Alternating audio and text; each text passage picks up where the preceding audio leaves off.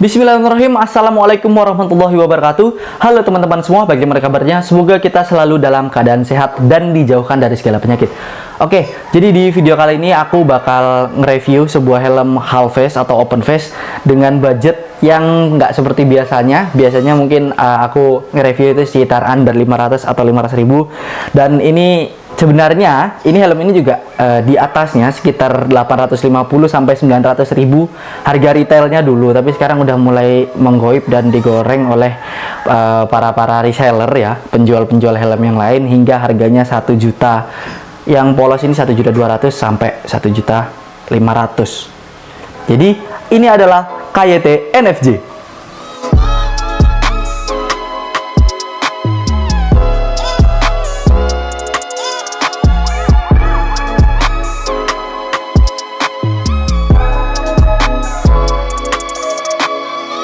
Oke teman-teman, jadi ini adalah KYT NFJ warna asphalt grey.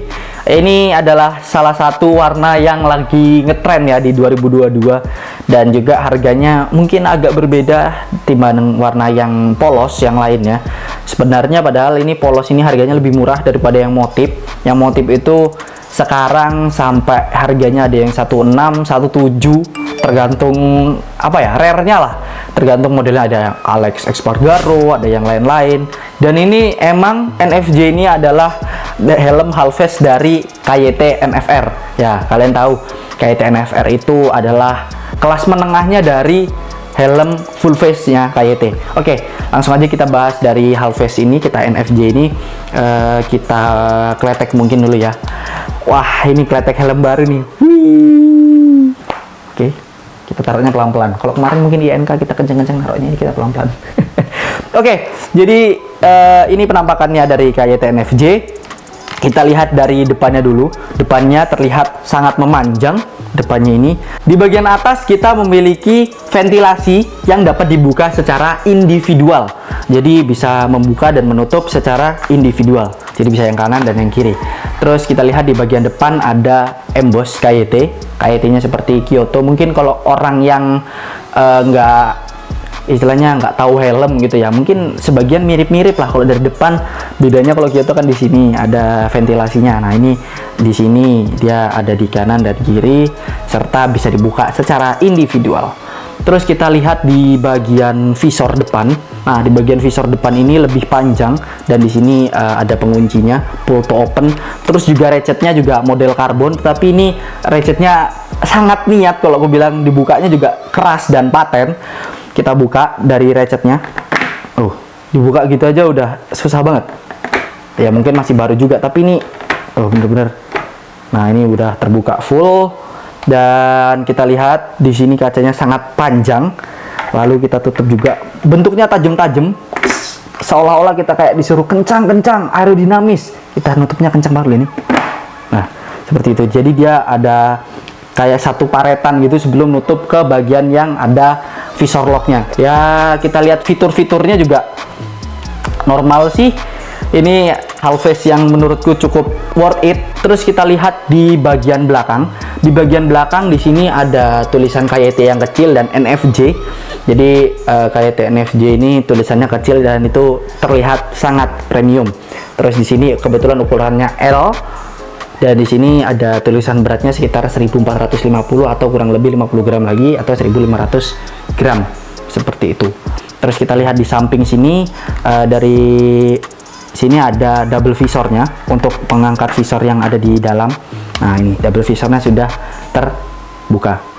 Mungkin di bagian luar sudah. Terus kita lihat di bagian visornya, tadi kelupaan ada ini ada pin lock postnya. Jadi bukan tear off post ya. Kalau di helm full face itu pakai tear off post, tapi ini adalah pin lock postnya seperti itu.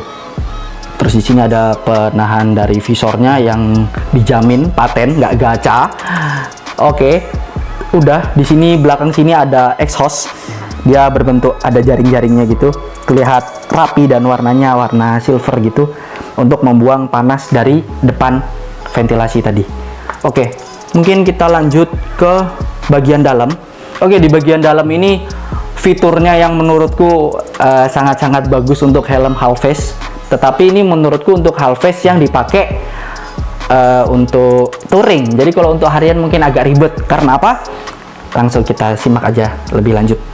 Oke, jadi kita masuk ke bagian dalam. Ini bagian dalamnya dia punya busa yang dilapisi kain yang lebih halus. Dari kelas bawahnya seperti KYT Kyoto, ya wajar karena harganya udah terlampau jauh.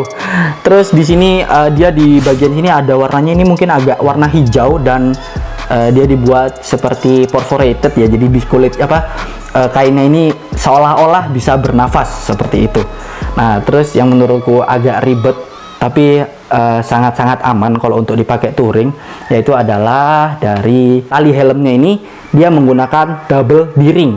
Nah, jadi kita emang ribet, cuman keamanannya sangat-sangat tinggi. Agak ribet ya kalau masangnya dari bawah gini. Nah, dia bukan model-model yang microlock. Jadi kalau microlock kan harga-harga under 500.000 itu lebih gampang dipakai untuk harian bisa. Kalau ini harus ngeklik seperti ini, dan emang lebih kuat dan nggak mudah lepas ya jika naudzubillah terjadi kecelakaan. Tetapi ini lebih ribet kalau untuk dipakai daily maybe. Tapi kalau udah yang terbiasa sebenarnya sini penyesuaian aja. Dan kita lihat di bagian atasnya sini dia menggunakan bahan kulit ya. Ini kulitnya bukan kulit asli, kulit sintetis, tetapi dengan kualitas yang bagus, dan terbuat juga modelnya dari perforated, jadi seolah-olah bisa bernafas. Bagus sih. Terus di bagian sininya juga, di bagian dalamnya sangat niat buatnya, lebih tebal dari helm-helm yang pernah saya review. Ya sesuai lah dengan harganya. Terus kita lanjut ke bagian dalamnya sini. Ini bisa dibuka juga seperti ini. Nah, dan di dalamnya ini terlihat, nggak kelihatan mungkin nanti kita zoom. Di sini ada intercom slotnya. Nah, jadi ada tempatnya sebuah speaker. Ini kita bisa buka dan kita kembalikan lagi kalau misalnya nggak dipakai. Seperti itu. Ini fiturnya keren banget sih. Ini untuk klip-klipannya ya seperti yang kancingan dan kretekan itu masih seperti biasanya. Terus di bagian dalam sini yang salah satu nilai plusnya adalah dia sudah support dengan kacamata. Jadi di sini ada gambarnya wearable glass. Jadi di sini sudah disediakan sama KYT jalurnya atau paritannya untuk menggunakan kacamata tanpa takut mentok atau terganggu pandangan atau ketarik. Biasanya kan kalau yang nggak ada wearable glassnya, yang nggak support glass itu biasanya lebih mentok gitu loh. Kadang misalnya pakai kacamata bisa mentok, dan ini adalah salah satu fitur yang dibutuhkan. Kalau untuk fittingnya itu mungkin selera ya, sesuai dengan kepala masing-masing. Tetapi ini untuk modelnya dia belakangnya lebih tinggi. Jadi kalau kayak Kyoto itu lebih rendah, atau INK Dynamic itu lebih panjang ke sini. Tetapi visornya dia lebih nggak nutup sampai dagu, mungkin sampai sekitar segini. Nah, tetapi kalau ini sampai dagu, kita langsung coba pakai aja. Oke, daripada kita fittingnya di dalam ruangan, mending kita langsung bawa aja sambil jalan, agar fitur-fitur yang tidak bisa dijelaskan pada saat berhenti atau di dalam ruangan dapat dijelaskan dengan baik. Oke teman-teman, jadi sekarang aku sudah jalan dengan helm kaca terbuka pada kecepatan sekitar 25-30 km per jam dan belum terasa angin berisik di dalam helm. Dan sekarang aku berjalan dengan kecepatan yang sama tetapi dengan visor tertutup. Hasilnya lebih kedap, dan ternyata chickpad KYT NFJ ini ketika visor tertutup dengan rapat, chickpad akan lebih menekan ke pipi. Wow, fitur yang keren ya. Dalam kecepatan 60-70 km per jam, KYT NFJ ini tidak berisik karena bahan yang digunakan KYT NFJ ini adalah bahan ADT dan visor yang lebih tebal, menghasilkan helm yang sangat kedap. Oke, jadi kita langsung masuk ke kesimpulan. Buat teman-teman yang mau helm dengan kenyamanan yang oke, tapi fitting itu mungkin selera, tapi kenyamanannya sangat oke, fiturnya sangat oke, terus juga dia punya double visor, itu juga sangat-sangat bagus untuk di helm half face. Kalian pilihlah KYT NFJ.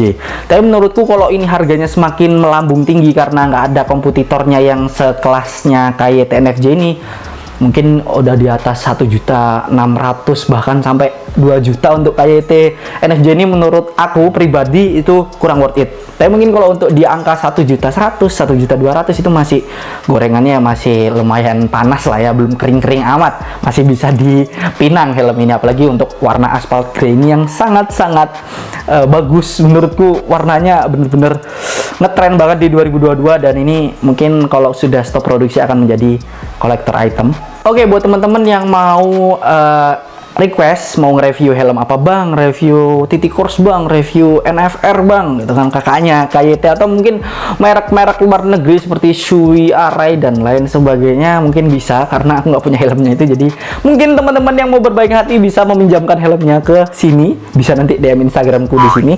Oke, mungkin itu aja videonya. Terima kasih telah menonton. Kurang lebihnya mohon maaf jika review ini kurang lengkap. Semoga video ini juga bisa menjadi referensi buat teman-teman semua. Jangan lupa like dan subscribe channel aku. Semoga bisa bermanfaat buat teman-teman semua dan menjadi referensi buat teman-teman semua yang mau beli helm di budget 1 juta sampai 1,5 juta, atau mungkin ada yang under kalau second ya. Oke, mungkin itu aja videonya. Saya Mulia pamit undur diri. Sampai jumpa di video selanjutnya. Wassalamualaikum warahmatullahi wabarakatuh.